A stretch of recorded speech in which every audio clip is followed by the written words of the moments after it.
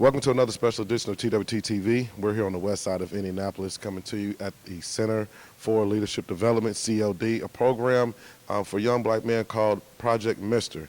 And one of the members of the organization, Mr. Jonathan Jones, we also call him JJ. He's going to talk to us a little bit about the program. Now, what is Project Mister, and what is the age group? What is the program here specifically to do for young black men of Indianapolis? Certainly. And so Project Mister is really just an opportunity for young men to get together and relate to some other gentlemen in the community. It's really about fostering togetherness amongst men.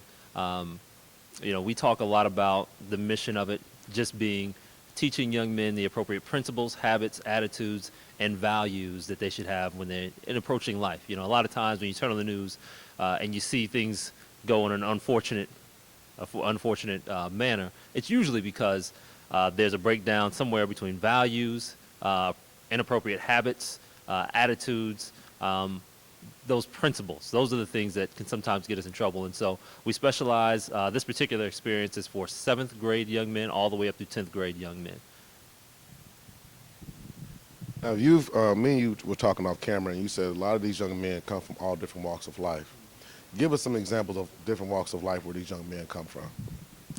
Yeah, and so we get young men from a little bit of everywhere. And so, we got the thing about Project Mister is we get a lot of young men come in and they live in mother-only households because, mom is like, hey, do something with them, fix them. I don't know, I can't do it, so you fix them in 6 weeks. And I'm like, well, I can't guarantee I can do anything 6 weeks in terms of that way. But you get young men who come from single-parent households. Some come from two-parent households, which is excellent. You get some young men who live at home with just grandma and grandpa. You get young men who either are or have been associated or involved with the juvenile justice system. Some may be currently involved with the juvenile justice system. You get some young men and their impact or in their realm, it's like, oh, wow, I go to private school. I've gone to private school my whole life. Maybe I live in Hamilton County, and I'm a little sheltered. And so now I'm getting an experience that's a little more cultured, and I'm learning what diversity looks like, and that I've got some amazing opportunities at my feet. And now I'm starting to realize, yeah, what mom and dad have been saying actually, man, okay, yeah, I need to listen. Man, this is a wake-up call because everybody doesn't have these opportunities that I have. And so when you get a group of 130, 140 young men in one place, you're bound to get a ton of diversity. Because the special thing about being a teenage or an adolescent young man is that though you may have some similar interests, we're all at different places in our life, right? We've all had different experiences that bring us to a point. And so a lot of diversity amongst the group, just in terms of family dynamics, just in terms of experiences. You've got some who's like, hey, I won't be there for the first week because I'm on spring break in Florida. And then you got something like spring break in Florida. What's that? Spring break for me means I just stay at home, right? I've never traveled outside the city. And so just a lot of diversity, but it's a beautiful opportunity to make sure that those young men are learning from each other culturally and this from the men in the room as well.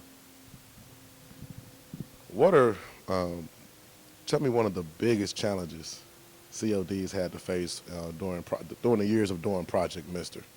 Because today we have, how many kids we have here today? Man, today about 130, 135. 130 kids. So tell us one of the biggest challenges Project Mister has to face with dealing with 130 teenage boys.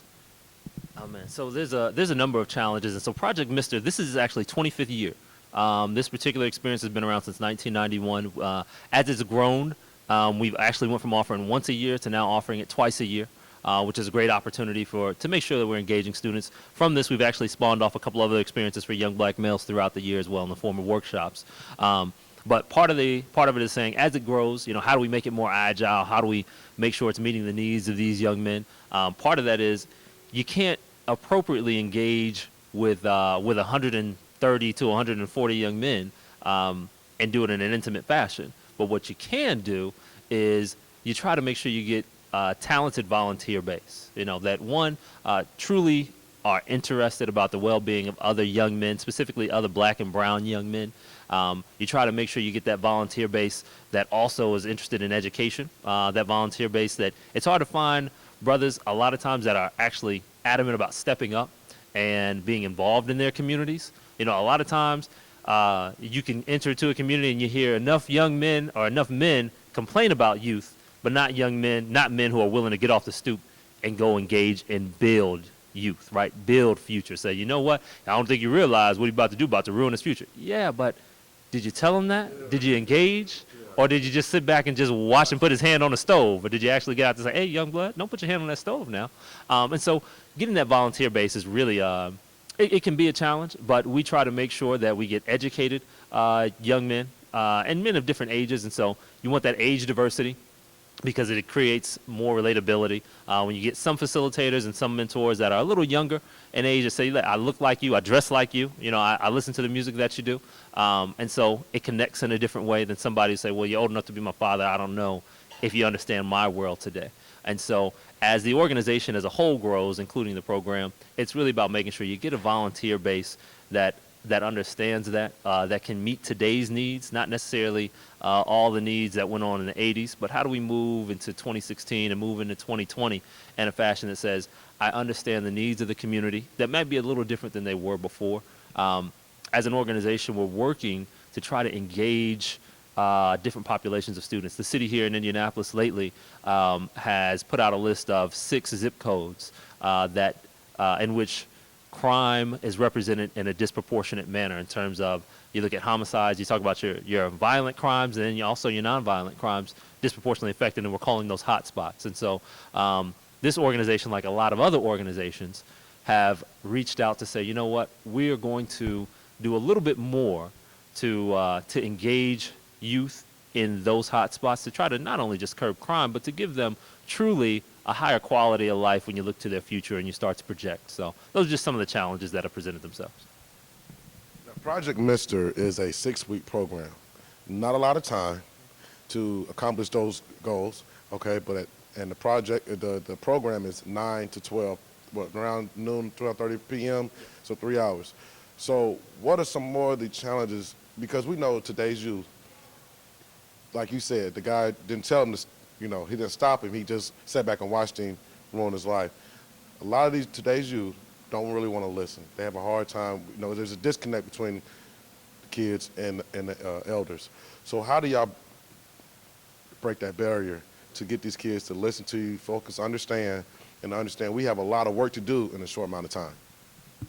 Yeah, and so I say it's kind of two-pronged. I think the first step to drop is that we have to make sure that that our goals are tangible, right, and that they're reachable, right? We talk about SMART goals, and so a lot of times people say, you know what, I'm about to talk to this young man and I'm going to change his life, and it'd be great if it went like that, but I like to consider myself a bit of a realist, and so from meeting with a young man for about 21 to 24 hours, you may not be able to change his life completely at that moment, but there's a thing out there called the spiral of change, right? And it kind of talks about how change happens, the evolution of change. And so part of that is it goes from your pre-conscious, I'm not even considering what the right thing may be, and I'm not even aware of that there is a right thing. And then it goes into, you know what, I'm not ready at all, but now somebody said something and I'm moving from not to ready, but to getting ready. To say, man, I didn't think about that. Maybe I need to give that a little more consideration. And for some of these young men, they'll go from not ready just to saying, you know what, now I'm at least thinking about being ready. And if we can do that in 21 to 24 hours, that's a huge win overall. And then I think the other part is just simply understanding that there is a disconnect between youth, and a lot of times that disconnect exists because we have so many young people that feel like they're not heard. And so one of the things that I implore all adults to do to make an impact, people say, well, what can I do to make an impact in my community, right? And I don't have a whole lot of time. I can't volunteer for this many hours, and that's not everybody's lane. But what everybody can do is get out and simply sit down and listen to a young person. A lot of times what we do is we attack young people first. We say, you know what, man, pull up your pants. You got your pants down off your butt.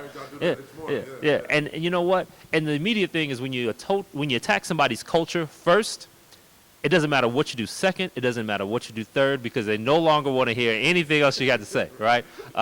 If you're married, it's like you wake up and your spouse attacks you the first thing out of the bed. It don't really matter if they made breakfast for you. It don't really matter anything else that kind of goes on the next couple of hours, right? It kind of sets the tone off wrong. And so, it starts off by saying, hey, you know what? I'm here because I love you. Yeah, let's listen. Let me see where you come from. Learn a little bit about you. Because every relationship, the basis of every relationship on the planet Earth starts with trust. And so with young people, it's no different. You have to establish some trust first. After you establish some trust and some rapport, then you can come back after a while and say, hey, man, I just kind of wanted to talk to you. I noticed how you wear your pants a little bit. What is that? What is that thing you do? Right? Because, I care about you. And usually if a young person has any problems with anything that I say or something I ask them to do, I usually ask them two questions. Like, hey, do you trust me? Right? And usually we have a relationship that say, yeah, I trust you. Yeah, I'm like, okay. I'm like, good. I'm glad you trust me. Like, would I ever steer you wrong? Like, would I ever tell you the wrong thing to do? And they're like, let me think about it. I'm like, no, I don't think you would tell me the wrong thing to do. I think you usually always give me pretty good advice. And then they know that I'm coming from a place of love, and we've reestablished the fact they do trust me, and then I go in on whatever it is, the behavior that we're trying to model, that we're trying to affect. And so that's a big part of it, is just listen to young people, establish a relationship before you begin to attack their culture, because attacking anyone's culture will not bring them to your side, right? It will not move a relationship forward. It doesn't matter. You can ask your wife, you can ask your friend and say, hey, I've got something I need you to do. But before you do it, you attack them first. I guarantee they will not do it, right? So that's a big part.